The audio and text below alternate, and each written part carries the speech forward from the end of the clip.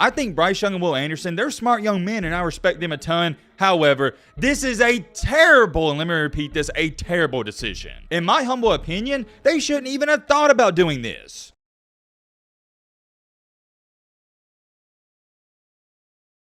Ho, ho, ho, Merry Christmas. Can y'all believe it? Christmas is in what now? 8 days? It feels like it was Thanksgiving only 3 to 4 days ago. I don't know what it is about this time of the year, but it always seems like it flies by so fast. And I think a main reason it feels like that, at least for me, is because we got so much stuff going on. It's just the best time of the year, in my opinion. I love the beginning of fall where it starts heading into winter and it's getting colder. And also, we got college basketball going on and college football. It's just awesome. All right, Matt, shut up. This isn't the weather channel. This is the football channel. Get into the main topics. We got to talk about your boy, Bryce Young and Will Anderson. Some of you are going to know what I'm referring to and what we're going to talk about. Others may not. And let me just make this clear. I'm shocked. We made a video not too long ago, about a week or two ago, talking about this, and my sources were wrong. They told me one thing and the exact opposite happened, but that's how it goes. And I'm just going to make this clear, and trust me, I get it. You don't even have to explain why. I get it 10,000%. You guys, a lot of you, you're going to hate me for this. And that's totally fine, but I feel like Bryce Young and Will Anderson, 2 top 5 NFL draft picks, are making a terrible decision. Whoa. Before you run to the comment section, hear me out, and I'm going to explain why. We're going to talk all about that, and also, we got to talk about the breaking news, more bad news for Ohio State. The #1 player in the country has just decommitted from them. As most of you know, I don't really talk too much about the recruiting game, but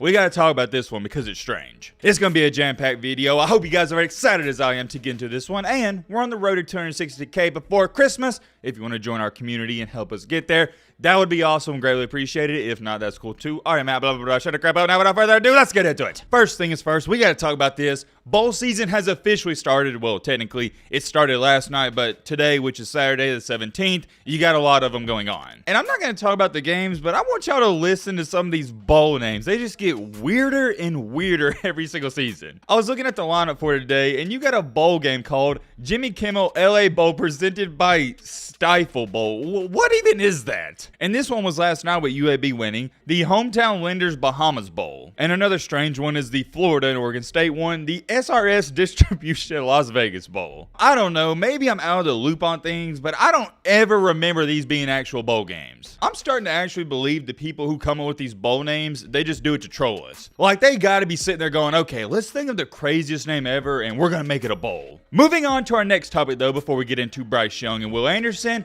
Ohio State, they got a pretty good recruiting class going on. They recently got the #1 player in the country and #2 player in the country. However, the #1 player in the country is just decommitted. This is breaking news, by the way. It just happened about an hour or two from when this video is being posted. I'm not going to assume that many of you even know who this guy is, but for those of you that are curious, breaking news, and I'm just going to read it to you word for word. 5-star quarterback Dylan Raiola, hope I'm saying that correctly, has decommitted from Ohio State. He's a 6'3", 225-pound quarterback from Chandler, Arizona, and like I said, he's not just a 5-star recruit, he's the #1 overall player in the country. Like I was telling you guys earlier, I don't really get too caught up in the mess of high school kids being recruited. And the reason I don't talk about it too much, like for example, I may talk about a big-time 5-star recruit here and there like an Arch Manning, but overall recruiting, I don't talk about it that much. The reason for that is because #1, I think it's more so of what can you do with your recruiting class, and #2, these are high school kids. They're in high school. I know what you're sitting there saying, yo, Matt, what in the crap is that supposed to mean? What I mean by that is it's really hard to evaluate these kids because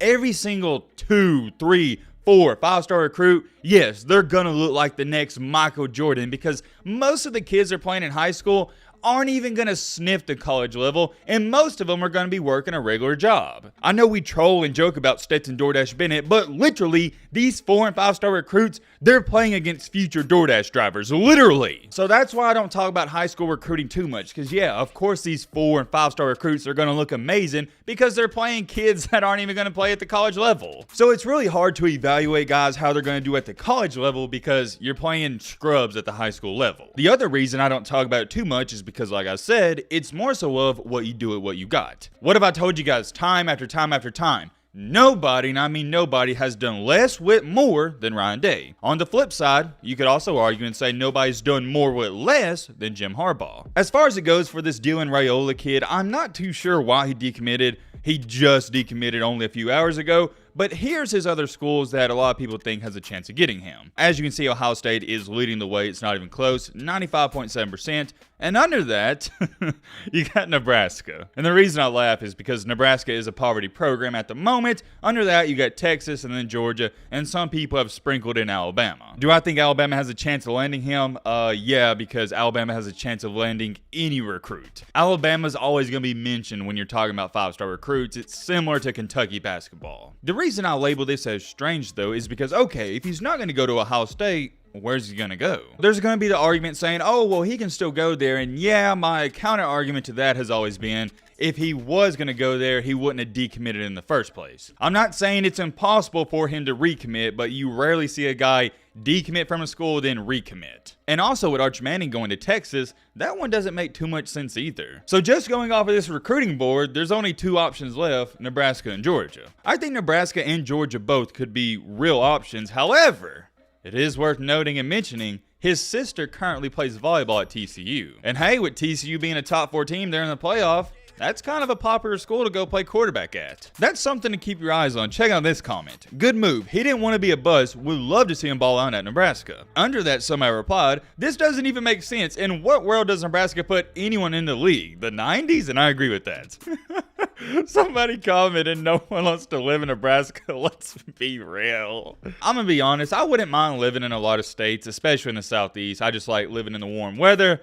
However, I can tell you this for a fact, I am not going to Nebraska. That is just a state where I would never, ever go to just because it's way too cold. Here's the last thing I'm going to say about it, and we got to get a move on. His dad, I believe, if I'm not mistaken, I'm 98% sure on this, he went to Nebraska. Just something to pique your interest. Keep your eyes on this. Once again, this is the #1 recruit in the country. But finally, moving on to the main topic of Main Encore, the main reason you clicked onto this video, we got to talk about Bryce and Will Anderson. Oh man, I thought it was over. I really did. I even made a video saying Bryce Young's career at Alabama, it's over, and that's what everybody was telling me. However, the breaking news officially came out late last night that Alabama's Bryce Young and Will Anderson are both going to play in the Sugar Bowl. This is about to be interesting. I know. I'm going to make some people mad. Let me start off by saying this and making this extremely clear. Not only do I applaud Bryce Young and Will Anderson for playing in this game, I love it, I respect it, and so many more things. As an Alabama fan, this is what I love to see. This makes me happy, and it goes to show that Alabama, the culture, it's different. Because at a lot of other schools, hint,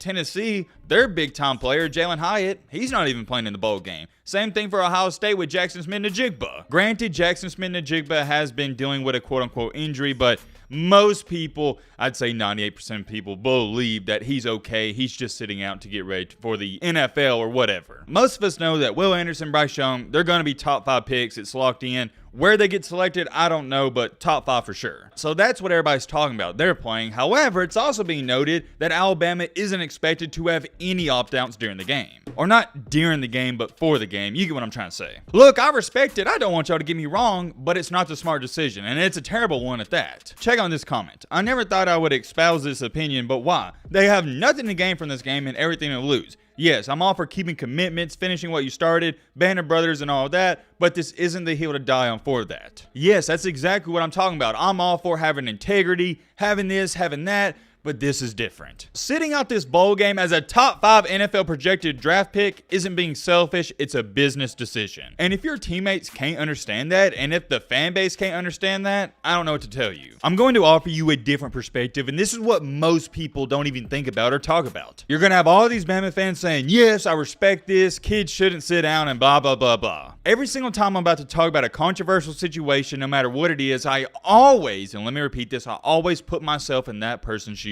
or that situation. And I want y'all to do the same thing. Yeah, it's easy for you to say, hey, they should have integrity and play, but what if this was your kid? What if Bryce Young was your kid and he had a chance to be a top 5 NFL draft pick and made $35 million? I'm asking you, let me know in the comment section. Would you still want him to play? Would you still feel the same way? Once again, I gotta remind you, this is a meaningless Sugar Bowl game that doesn't matter. No Alabama fan's gonna talk about this game in 2 to 3 years. No Bama fan actually really deeply cares about this game. And I get it, a lot of you may not agree with me on this, but if Bryce Young was my son, I would tell him there's no way you should even think about playing in this game. It's rather simple. I've told you guys, you gain nothing from playing in it, but you can lose everything from playing in it. The risk to reward ratio is not even comparable. It's 100% risk, 0% reward. I think Bryce Young and Will Anderson, they're smart young men and I respect them a ton. However, this is a terrible, and let me repeat this, a terrible decision. In my humble opinion, they shouldn't even have thought about doing this. I don't like it, and let me remind some of y'all, I'm a Bama fan. I don't like it for the fact I don't want these guys to get hurt, and it is a legit possibility. Because if they do get hurt, do you really think a team's going to draft Will Anderson,